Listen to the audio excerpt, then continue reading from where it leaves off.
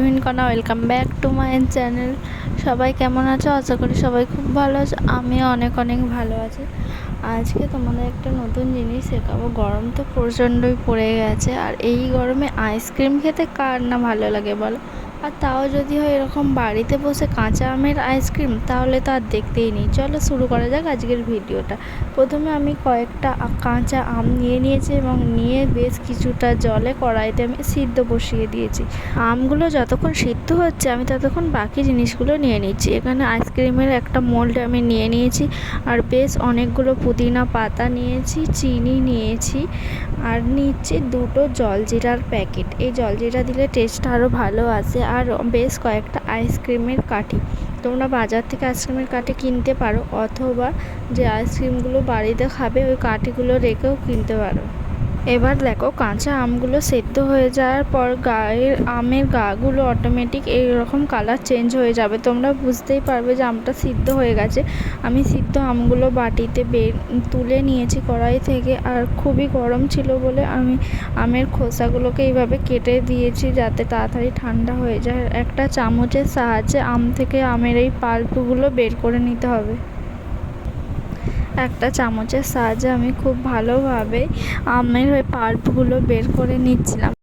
আর এই ভিডিওটা আমার কাছে খুবই স্পেশাল। তার কারণ হলো, দেখো, বিয়ের আগে তো আমার ওখানের মা যখন সময় পেত ভিডিও করে দিত আমার। তারপর বিয়ের পর আমার হাজব্যান্ড ও যখন সময় পায় করে দেয়। আর এই ভিডিওটা এখানটায় আমার শাশুড়ি মা ভিডিওটা করে দিচ্ছিল, তো সেই জন্য আমার কাছে এটা খুবই স্পেশাল। তো এইভাবে যতগুলো আম নিয়েছিলাম সব আমের পাল্পগুলো আমি বের করে নিলাম, আর বেশ অনেকটা পরিমাণেই পাল্পটা বেরিয়েছিল, দেখতেই পাচ্ছ অনেকটাই পরিমাণ ছিল, সেই জন্য চিনিটাও আর একটু বাড়িয়ে নিলাম। এরপর সবগুলো একসাথে পেস্ট করে নিতে হবে, এই জন্য আমি প্রথমে চিনিটা ঢেলে দিলাম। এরপর আমি পুদিনা পাতাটাও দিয়ে দেবো এটার মধ্যে। পুদিনা পাতা আমি বেশ অনেকগুলোই নিয়েছি, কারণ এতে ফ্লেভারটা খুবই ভালো আসবে। আর যে দুটো জলজিরার প্যাকেট নিয়েছিলাম ওই পুরো জলজিরাটাই দিয়ে দেবো। অল্প অল্প করে মেশাবো যতটা পরিমাণ লাগবে। আর এখানে আমি এমনি সাদা নুন দিচ্ছি না, এখানে আমি কিছুটা বিট নুন দিচ্ছি। প্রথমে জলজিরা দিলাম, আর এখানে তারপরে দেবো বিট লবণ। নর্মাল যে সাদা নুন ওটা দিচ্ছি না, কারণ জলজিরাও একটু টক টক নুন হয়, আর বিট লবণ দুটোই একসাথে আছে, তো আরও যদি অন্য নুন দিই তো বেশি নোনতা হয়ে যাবে, তো সেই কারণে এটা দিলেই হবে। আর তোমরা যারা জলজিরা দেবে না সেক্ষেত্রে সাদা নুন দিতে পারো, তবে জলজিরা দিলে সেটা টেস্টটা আরও খুবই ভালো আসে।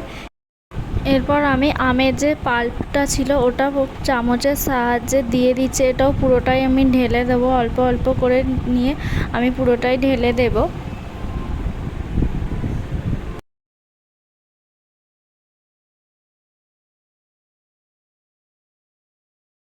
এর মধ্যে বেশ কিছুটা পরিমাণ জল দিয়ে দেব, কারণ তবে একটু পাতলা হবে, না হলে পুরো আঠার মতো হয়ে যাবে, ভালো করে সেটা মিশ্রণটা তৈরি হবে না। সেই জন্য কিছুটা পরিমাণ জল দিয়ে একটু আমি নেড়ে দিচ্ছি চামচের সাহায্যে। নিচে চিনি আর যেসব পুদিনা পাতা আছে প্রত্যেকটা জিনিস একটু ভালো করে মিশিয়ে নিচ্ছি।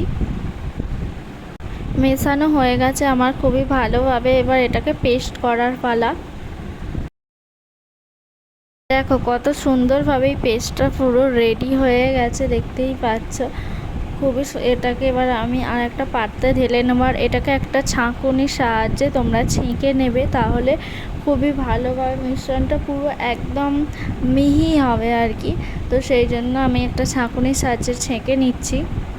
দেখো আমার ছেঁকে নেওয়া হয়ে গেছে। এবার এর মধ্যে আমি আরও বেশ কিছুটা পরিমাণ জল দিয়ে এটাকে পুরো পাতলা করে নিচ্ছি, কারণ না হলে খুবই মোটা হয়ে থাকবে, সেক্ষেত্রে আইসক্রিম ভালোভাবে তৈরি হবে না।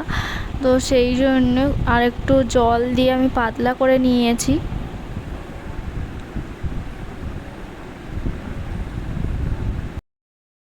এবার এই আইসক্রিমের মোল্ডটার মধ্যে আমি এই যে মিশ্রণটা তৈরি হয়েছিল এটা পুরো একে একে একটা হাতার সাহায্যে ঢেলে নিচ্ছি। আর এখানে তো মোট 8টাই খোপ আছে, 8টা আইসক্রিম হবে, কিন্তু এখানে আমাদের তো অনেকটাই এই পাল্প তৈরি হয়েছে, তো সেই কারণে তো তোমাদের কাছে যদি এক্সট্রা আরও অনেক বেশি আইসক্রিমের মোল্ড থাকে তো তাতে তোমরা করতেই পারো। আর যদি না থাকে সেক্ষেত্রে ছোট যে কফির কাপ হয় ওই কাপের মধ্যেও মানে করতে পারো, অথবা জল খাওয়ার যে প্লাস্টিকের গ্লাস হয় ওর মধ্যে রেখেও করতে পারো। আমি সেভাবেই করেছি, দেখো।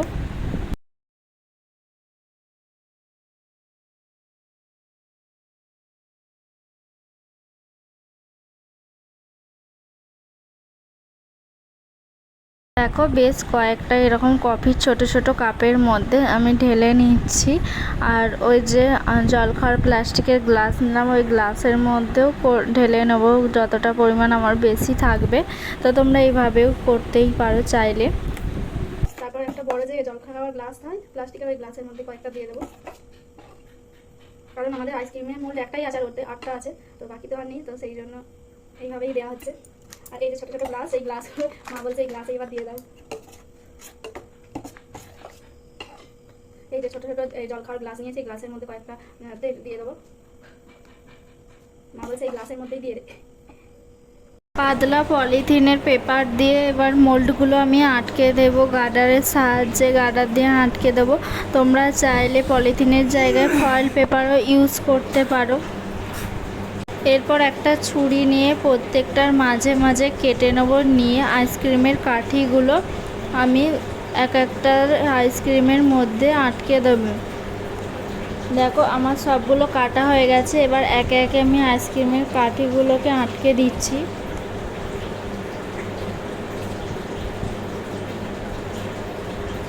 একটু বড় করে কাটতে হবে, না হলে আইসক্রিমের কাঠিগুলো যেহেতু মোটা, সো সেই জন্য মানে বেশি বড় নয়, মোটামুটি একটু মিডিয়াম সাইজের করে তোমরা কেটে নেবে। তো আমার আইসক্রিমের কাঠিগুলো লাগানো কমপ্লিট হয়ে গেছে সবগুলো। এবার যে ছোট কাপের মধ্যে আমি যে নিয়েছিলাম, তো কাপগুলোকে আমি পলিথিন দিয়ে র্যাপ করে নিচ্ছি। এরপর এইগুলোকেও কেটে নিয়ে আইসক্রিমের কাঠি প্রত্যেকটার মধ্যেই দিয়ে দেবো।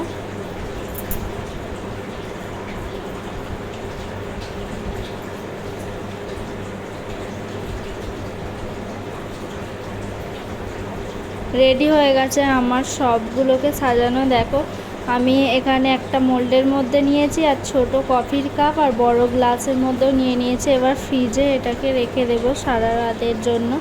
তো পরের দিন আমি ফ্রিজ থেকে বের করে এবার এগুলো একে একে খুলে নেবো আইসক্রিমগুলো। তো কেমন টেস্ট হয়েছে সেটাই দেখার পালা, খুবই এক্সাইটেড। এবার প্রত্যেকটা এই যে গ্লাসগুলো আছে, গ্লাসগুলোকে হাতে একটু জাস্ট রাফ করে নেবে, করে নিয়ে তাহলেই খোলা হয়ে যায়। বা কোনো একটা বাটিতে জল নিয়ে জলের মধ্যে রেখে দিলেই অনায়াসে আইসক্রিমগুলো দেখো বেরিয়ে আসবে। আর বিভিন্ন রকমের আইসক্রিম হয়েছে, আমি সবগুলো বার করিনি, কয়েকটাই করেছিলাম।